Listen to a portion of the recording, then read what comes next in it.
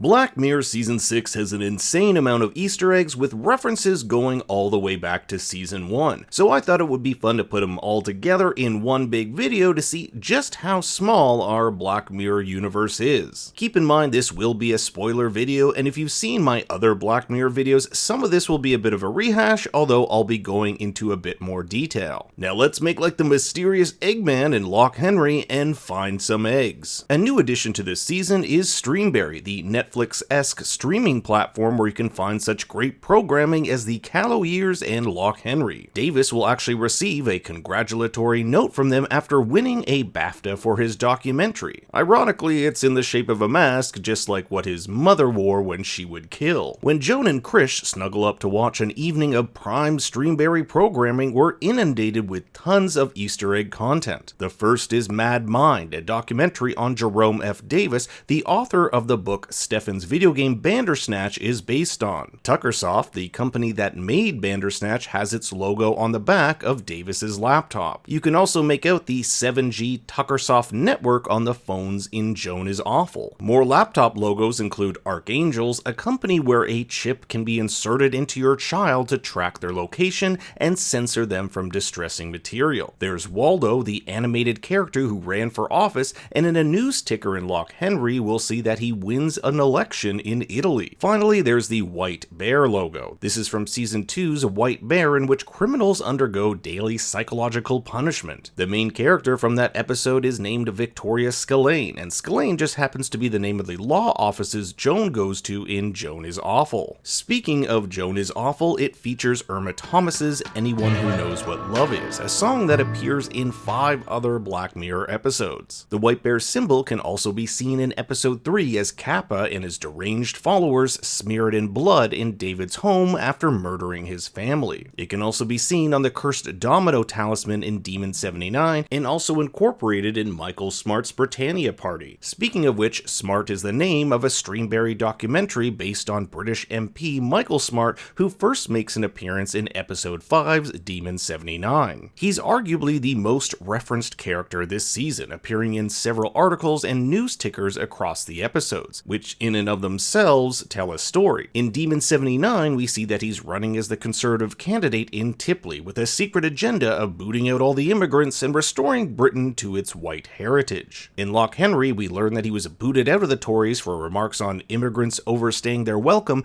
and vows to start a new party. In Demon 79, Nita sees a vision of the future which sees Michael becoming Prime Minister. In it, he's established a platoon of metal police dogs, a reference to Season 4's Metalhead. A news ticker in Loch Henry shows that they've just been unveiled. Even Davis has a small metal dog in his childhood room. The next Streamberry original is Space Fleet, a nod to Season 4's USS Callister. A Space Fleet movie is even playing at the theater the Ross family attends in Episode 3's Beyond the Sea. In the articles found in Demon 79, the mayor of Tipley is named Walton, while the publican who died in the blaze was Daly. These are the names of the protagonist and antagonist in USS Callister. Aaron Paul also voices the character Gamer691 in that episode. The articles themselves are written by a Nicholas Murray, who happens to be in the art department on the show. One of the biggest shows on Streamberry is Sea of Tranquility, which has references going all the way back to Season 1. In National Anthem, the special effects expert hired to fake the Prime Minister shagging a pig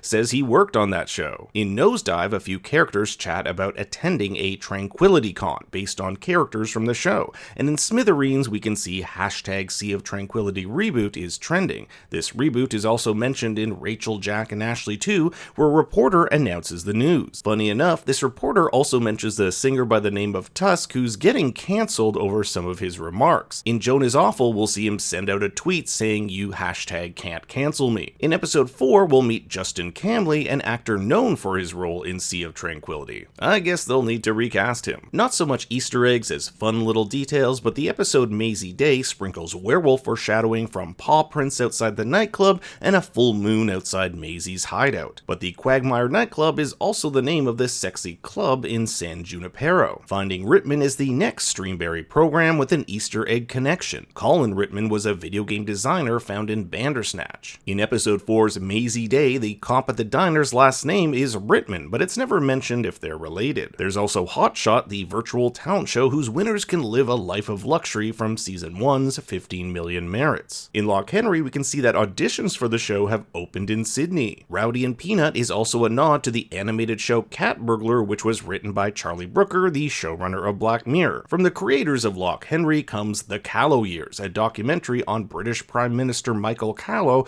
who had to have sex with a pig. We'll see the same poster at the historic offices in Loch Henry. There's even a brief mention of him on a tabloid article stating that he's now running a zoo, which is really interesting since in Season 4's Nosedive, he's seen posting just got thrown out of the zoo again. Even crazier is this article Nita stumbles upon from the early 20th century, which talks about an MP named Callow having to step down due to an altercation with an animal. Could the animal love run in the Callow family? And a quick reminder, if you like these types of videos, be sure to like and subscribe. Every little bit helps the channel out. Unfortunately, only half of these shows can be seen on the Streamberry app. We've already talked about Black Bear over here, but you can make out Victoria Spillane's boyfriend who she committed murder with beside her. Next is Botherguts, the name of a show characters in Season 1's 15 Million Merits can watch while pedaling for points. You may also recognize Miley Cyrus's Ashley O music video On a Roll, which was a prominent aspect of Season 5's Rachel, Jack, and Ashley 2. In Season 5 Smithereens, we can see that she's performing at Wembley Stadium. Finally, there's Junipero Dreaming, a nod to San Junipero. In Episode 1, Joan complains about some terrible coffee while at her therapist. This is from a coffee shop called Yorkie's, the same chain Bo will work at in Episode 4. Yorkie also happens to be the name of the main character in San Junipero and a contact in Pia's phone in Loch Henry. A Yorkshire Terrier, a Yorkie, can also be found in the Streamberry program Fancy Dog's Last Days, and considering Yorkie experiences her last days in San Junipero, I don't think it's a stretch that this is a nod to that. While browsing his phone, Joan's ex Max sees a tweet by Nosedive protagonist Lacey Pound, and when Sandy is alerted to the new Joan is Awful television show, you can see a message from the Smithereens app, the Uber-style rideshare company seen in Season 5. There are also some characters this season who have been in previous Black Mirror episodes. The lawyer in Joan is Awful is played by Wunmi Mosaku, who you may remember from Season 3's playtest. Nita from Demon 79 played a character named Space Cop in Nosedive, and the guy who played Dr. Dimitri Babich played Jim in Season 2's The Waldo Moment. While reading about Streamberry, we see an article stating grains going out of style, a reference to the memory grains which record all memories found in Season 1's The Entire History of You. One of the books Pia scans in Loch Henry is called River of Death, pretty ironic considering how she dies. Also in Loch Henry, a ticker that reads US tourist found dead at Saito Gemu, a reference to Season 3's playtest. Saito Gemu was the developer of Season 5's fighting game Striking Vipers, in which players could inhabit the bodies of their fighters. In Smithereens, we'll see that hashtag Saito Gemu announcement is trending, which may be a reference to a partnership with Netflix. In Beyond the Sea, David's character in Cliff's Replica visits a bookshop called Cooper's Books. This may be a nod to Cooper from Season 3's playtest. The Demon Gap calls his demon superiors using the number 666, and Michael Smart listens to Richard Wagner's Tannhauser Overture, the composer being a known anti-Semite. At the BAFTAs, there are two other nominees that are up against Loch Henry. One is called Suffer the Children, about a Tipley pedophilia ring. Tipley was the setting of Demon 79, and we know that a character from that, Tim Simon, abused his own daughter, so this hints that there might be a larger pedo ring in town. The second nominee is titled Euthanasia inside Project Junipero, all about Season 3's San Junipero, in which people could have their consciousnesses uploaded to a digital cloud to live forever. That's all the Black Mirror Easter eggs I found this season. Are there any I left out? Let me know your favorites in the comments below and what you thought about this season. Thanks for watching. Please make sure to like and subscribe, and for more bad takes you can follow me on Twitter and Instagram at ThinkStoryYT. Until next time, remember... Hey, how you doing out there? Cool! Ah!